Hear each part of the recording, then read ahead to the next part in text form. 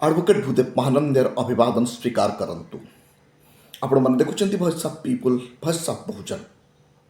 ଅନୁସୂଚିତ ଜାତି, ଅନୁସୂଚିତ ଜନଜାତି, ଓବିସି ହୁନାର ଛାତ୍ରଛାତ୍ରୀମାନଙ୍କ ପାଇଁ, ହୁନାର କ୍ୟାଣ୍ଡିଡେଟ୍ମାନଙ୍କ ପାଇଁ ଏକ ଦୁଃଖଦ ଖବର। ମାନ୍ୟବର ସର୍ବୋଚ୍ଚ ନ୍ୟାୟାଳୟ ମାନେ ସୁପ୍ରିମକୋର୍ଟ 9 ସେପ୍ଟେମ୍ବର 2025 ଏକ ଜଜମେଣ୍ଟ ଦେଇଛନ୍ତି।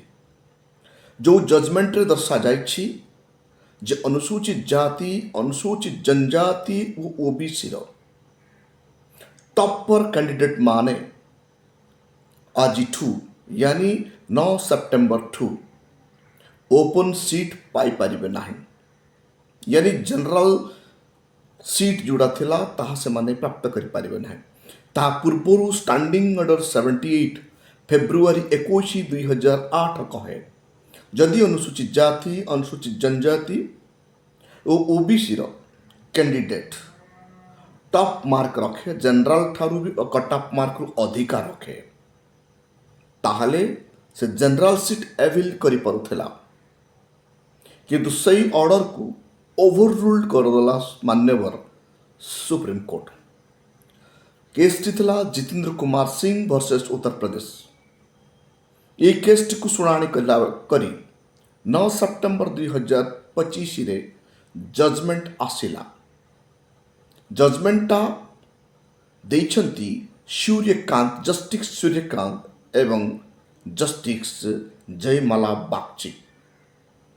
ଜଷ୍ଟିସ୍ ସୂର୍ଯ୍ୟକାନ୍ତ ଓ ଜଷ୍ଟିସ୍ ଜୟମାଲା ବାଗଚିର ଜଜମେଣ୍ଟ ଅନୁସୂଚିତ ଜାତି, ଅନୁସୂଚିତ ଜନଜାତି ଓ ଓବିସି କ୍ୟାଣ୍ଡିଡେଟ୍ ମାନଙ୍କୁ ସବୁଠାରୁ ବହୁତ ବଡ଼ ଧୋକା ମିଳିଛି, ବହୁତ ବଡ଼ କ୍ଷତି ହେଇଛି। କାରଣ ୟା ପୂର୍ବରୁ ଆମେ ଯଦି ଅର୍ଡର 78କୁ ଯିବା, 21 ଫେବୃଆରୀ 2008 ନିୟମ ଥିଲା ଯେ ଅନୁସୂଚିତ ଜାତି, ଅନୁସୂଚିତ ଜନଜାତି ଓ ଓବିସି ପିଲାମାନେ ଅଧିକ ମାର୍କ ଆଣି ଜେନେରାଲ ସିଟ୍କୁ ଆଭିଲ୍ କରିପାରୁଥିଲେ। ଅର୍ଥାତ୍ ଟପ୍ପର ଗୁଡ଼ିକ ଯେଉଁମାନେ ଅଧିକା ମାର୍କ, ଜେନେରାଲର କଟ୍ ଅଫ୍ ମାର୍କ ଠାରୁ ବି ଅଧିକା ରଖୁଥିଲେ, ଜେନେରାଲ କଟ୍ ଅଫ୍ ମାର୍କ ଥିଲେ, ସେଇ କ୍ୟାଣ୍ଡିଡେଟ୍ ମାନେ ଜେନେରାଲ ପୋଷ୍ଟ ନେଇପାରୁଥିଲେ। କିନ୍ତୁ ବର୍ତ୍ତମାନ 9 ସେପ୍ଟେମ୍ବର 2025 ଠାରୁ ଅର୍ଡର 78କୁ ରଦ୍ଦ କରି ଦିଆଗଲା, ଓଭର ରୁଲ୍ କରି ଦିଆଗଲା। କାରଣ କ'ଣ? ଏଇଟା କେଉଁ ପ୍ରକାର, କାହିଁକି ଏହି ପ୍ରକାର ଜଜମେଣ୍ଟ ଦେଇଛି ସୁପ୍ରିମକୋର୍ଟ? ମାନ୍ୟବର ସୁପ୍ରିମକୋର୍ଟ ଏ କଥା କହିଛି ଯେ ଅନୁସୂଚିତ ଜାତି, ଅନୁସୂଚିତ ଜନଜାତି ଓ ଓବିସି ଲୋକ ଯଦି ଚାକିରି ଆବେଦନ ସମୟରେ ସେ ଏଜ୍ ରିଲାକ୍ସେସନ୍ ନେଇଥିବ, ଏଇଟା ଗୋଟେ ଗ୍ରାଉଣ୍ଡ।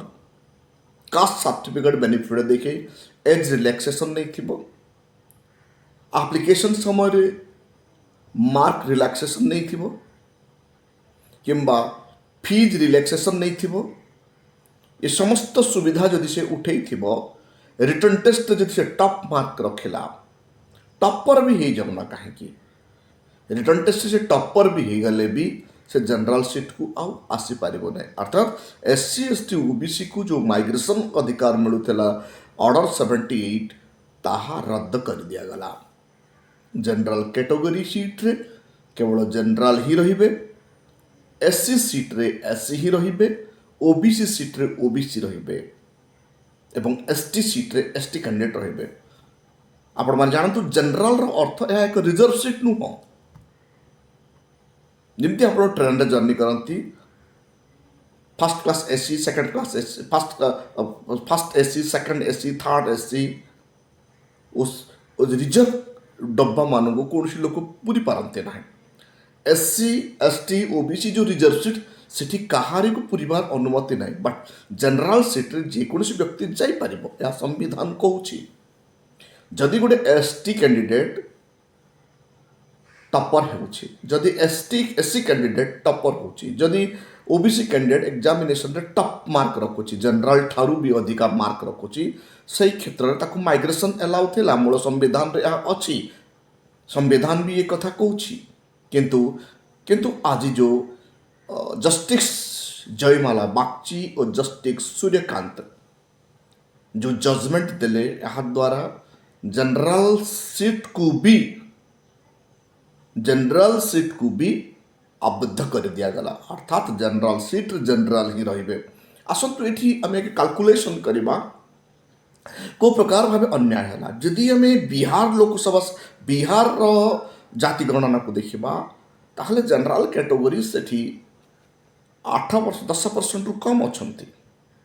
SC ST OBC संख्या लगभग 92% शो करुच्ची। यदि पूरा भारत में SC ST OBC कैलकुलेशन देखा लगभग 85 रु 90% लोग एवं मात्र 10% लोग ये बेनिफिट भारत वर्ष जनरल अच्छा।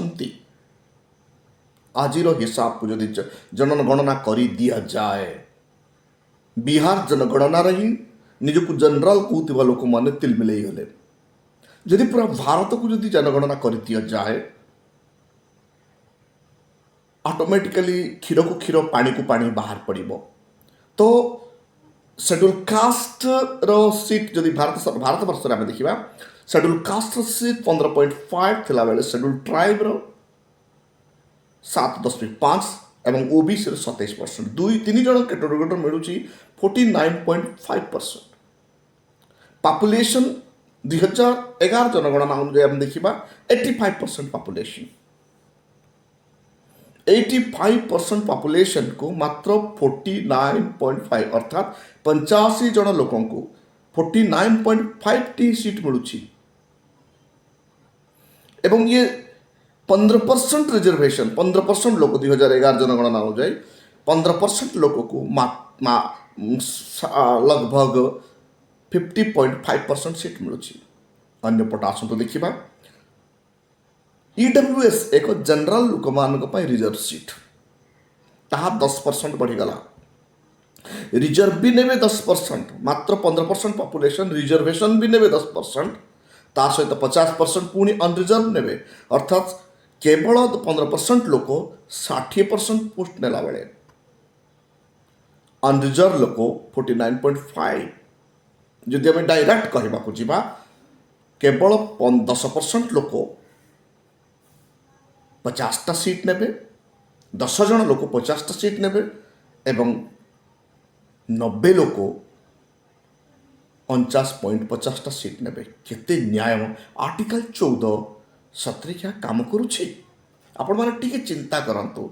आगे रिजर्व सीट अनरिजर्व सीट थिला अनरिजर्व सीट को माइग्रेशन करि परुतले शेड्यूल कास्ट शेड्यूल ट्राइब हुनार छात्र छात्री जो माने ज्ञानी थिले अत्यधिक टॉपर नॉलेज थिला से माने माइग्रेशन करुथिले।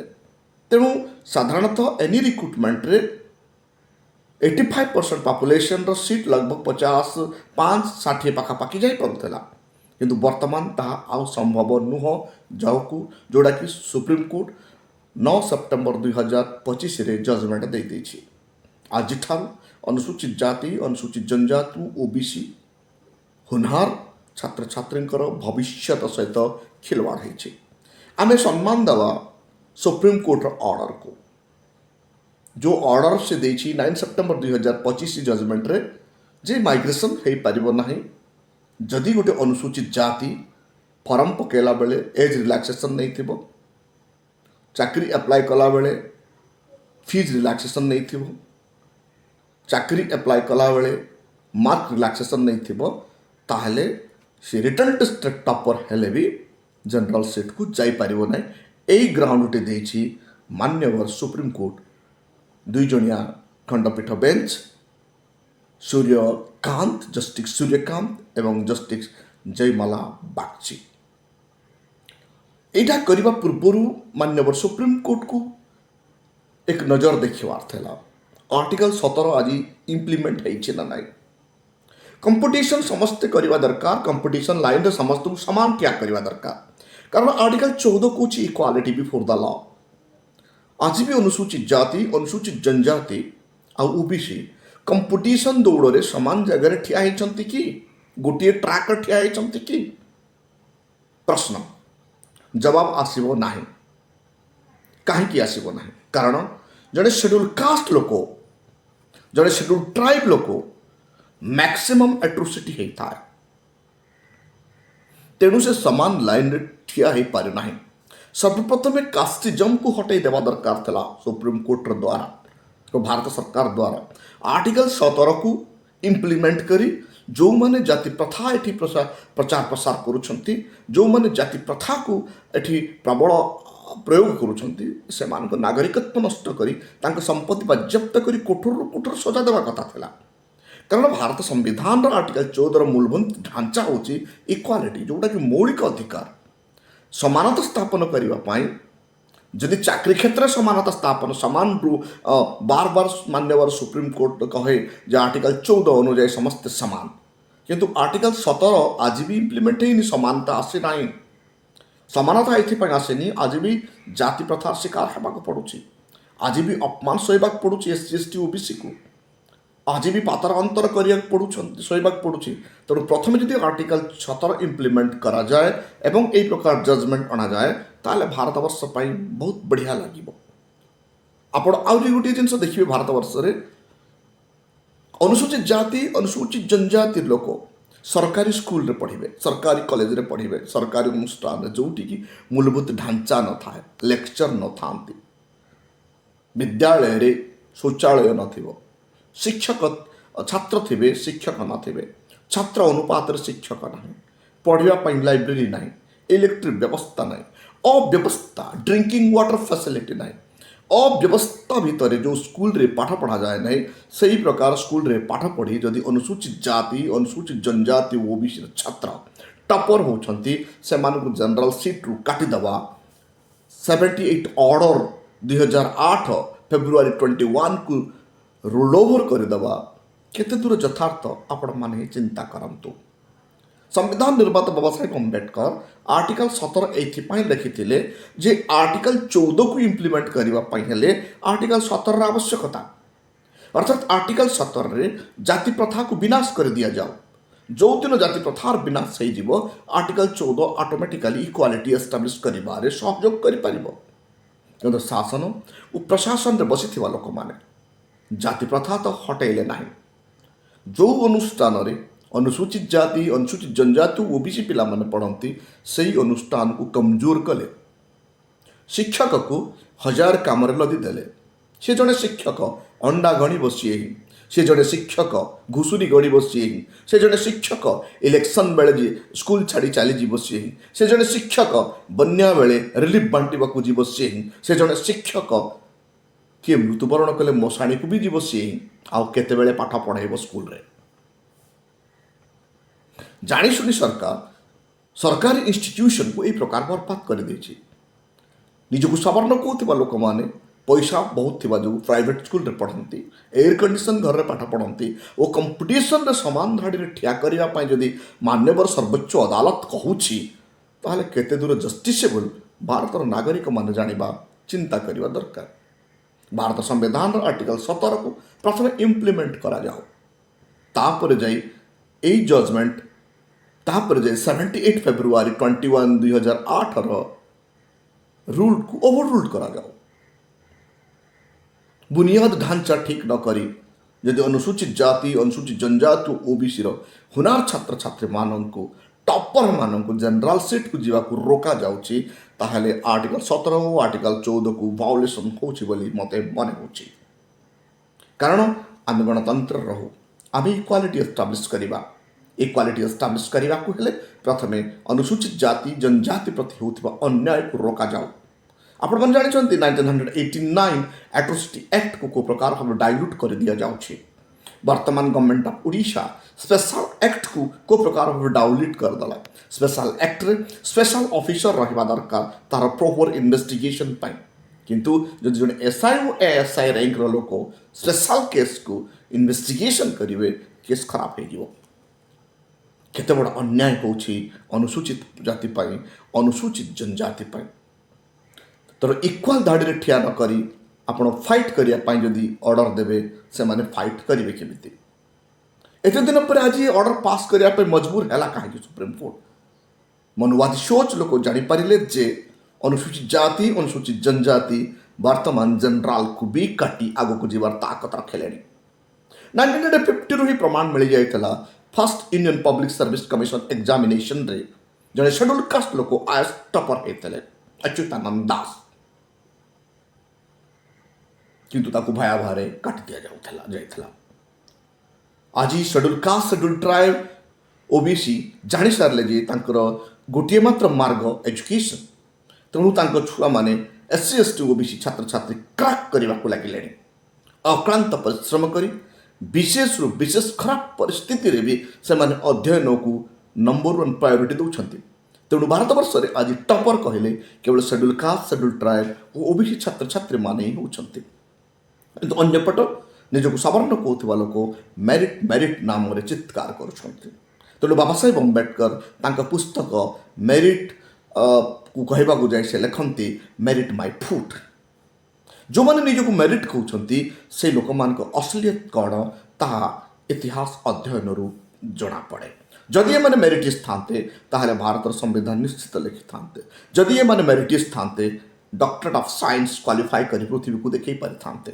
जदि ये मैंने मेरिटिस थांते आज से मैंने लाइट ऑफ एशिया उपाधि नहीं पारि थांते। जदि ये मैंने मेरिटिस थांते आज नॉलेज ऑफ द वर्ल्ड उपाधि नहीं पारि थांते। को कम्युनिटी लोक मैंने यही समस्त अधिकारी आपण मैंने चिंता करंतु। भारत संविधान केबे भी इनइक्वालिटी चाहे ना। इक्वालिटी आनिबा ही रिजर्वेशन अणा जाइथला। भारत वर्ष रिजर्वेशन को हटाइबा पाई चित्कार करा जाए, किंतु जदि आपण यूरोप कंट्री को माने रिजर्व नौछंती रिजर्व सीट जाउछंती, जदि आपण चिंता करिवे निजको मेरिटियस कहउथिबा जनरल वर्गर लोक यूरोप कंट्री रे एशिया माइनॉरिटी रिजर्व नियंती रिजर्व सीट जाते। यूरोप रे जाई रिजर्व सीट चाकरी कला बेले किछि लागे नाही, किंतु भारत वर्ष रे गोटे हुनार अनुसूचित जाति हुनार अनुसूचित जनजातिर व्यक्ति टॉपर हैला पर से जनरल सीट को गले ताकू रोकी देबा पाई यह एक रणनीति नुहे तो आउ कौन। जहाँ भी हो मान्यवर सुप्रीम कोर्ट अदालत ऑर्डर को मानिबा प्रत्येक नागरिकर कर्तव्य और दायित्व। आपण मान देखुछंती voice of people voice of Bahujan. Video रे केमती लगिला आपण निजर मत रखिबे। कौन जनरल सीट को जाई फाइट करे टप्पर जनरल सीट को माइग्रेशन हेबा इलीगल ना लीगल, आपण मत निश्चय लिखिबे।